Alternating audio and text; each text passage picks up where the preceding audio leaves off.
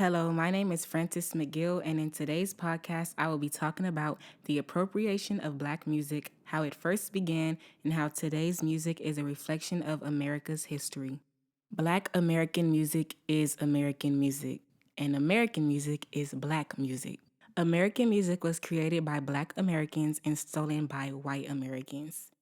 When America was colonized by European colonizers, the white Americans were not creative enough to create their own American culture. They were never able to separate themselves from European music and European popular culture until T.D. Rice first had the idea to steal a black man's tune for a minstrel show. Minstrel shows were created in the early 19th century and was a racist form of entertainment. A minstrel show consisted of music, dancing, and acting. Americans put all form of entertainment together in order to create one big act that portrayed what they believed to be the characteristics of Black Americans.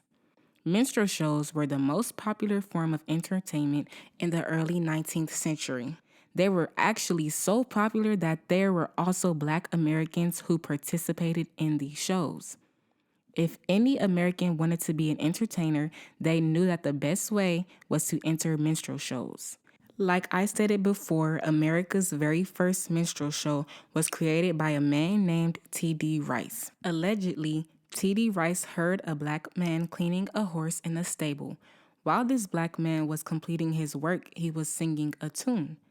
T.D. Rice listened to the black man's tune and got the idea to steal the tune, put his own lyrics into it, and perform the song while wearing blackface. Once again, before this show, Americans had no culture of their own, and every act before T.D. Rice's was boring old songs from Europe. Since T.D. Rice's show was so different and new from what they were used to being entertained by, the crowd absolutely loved it. T.D. Rice's show was so successful that other entertainers copied this form of entertainment and boom, America's popular culture was finally created. So yay, now America finally has something of their own and they can finally be proud of something. So yeah, America's all happy, right? However, you just cannot ignore the fact that white Americans created this popular culture by stealing from Black Americans. It is a fact that American music was created by Black Americans. A lot of people try to argue that American music was not created by Black Americans, but you just cannot argue against the facts. Even in today's music, you can still hear in almost every song the Black Americans' influences. Some of the genres created by Black Americans are rock, hip hop, R&B, country, jazz, the blues, gospel, house, techno, soul. Okay, let me stop because this list can go on forever. No shade. You get the point though. American music is heavily created and influenced by Black Americans.